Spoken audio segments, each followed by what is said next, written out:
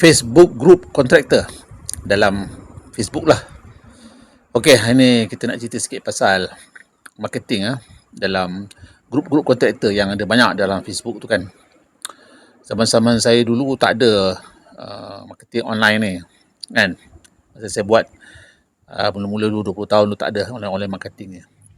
Tapi sekarang ni kalau kita fokus kepada job-job kerajaan pun saya rasa sementara nak tunggu tender-tender tu mengena, saya rasa kena juga cari job-job biasalah job-job swasta, orang perseorangan untuk maintain company kita punya survival. Okey, saya nampak hari ni ada banyak grup-grup kontraktor di Facebook. Dan grup-grup kontraktor ni basically semualah kontraktor mengiklankan servis dia, tuan rumah pun ataupun owner-owner macam tuan rumah iklankan dia punya projek, sama ada rumah banglo ataupun renovation dan sebagainya kan.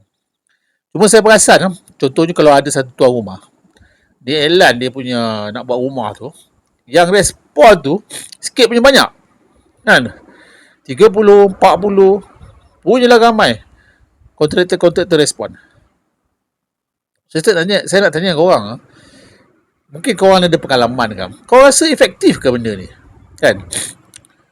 Efektif ke benda ni kan? Kawan tu posting, kadang-kadang dia posting tu pun saya tengok yang tukang post tu kadang-kadang anonymous participant, dia punya Facebook profile pun dia sembunyikan, so kita tak tahu dia ni genuine ke tidak. Lepas tu yang posting tu pula berjela-jela kan. Kadang-kadang yang tukang respon tu pula dia cuma list down servis dia, tapi saya tengok dia pun tak ada pula Facebook profile ke tentang bisnes dia, tentang profile dia, apa yang dia dah buat semua kan. Jadi saya rasa dua-dua pihak ni macam nak kata scam pun tidak, nak kata betul pun susah juga nak kata betul. Saya nak tanya korang, berkesan ke apa yang saya tengok sekarang ni kan? Saya rasa macam tak berkesan. Tapi tak tahu lah, aku ada orang pernah dapat job dengan cara macam ni kan.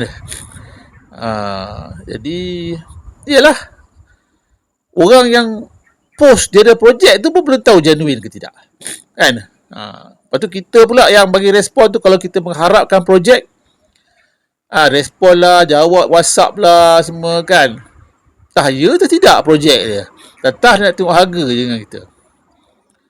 So macam mana, diorang rasa efektif ke posting dekat dekat Facebook group ni lah? Okay, tolong bagi komen. Assalamualaikum warahmatullahi wabarakatuh. Bye bye.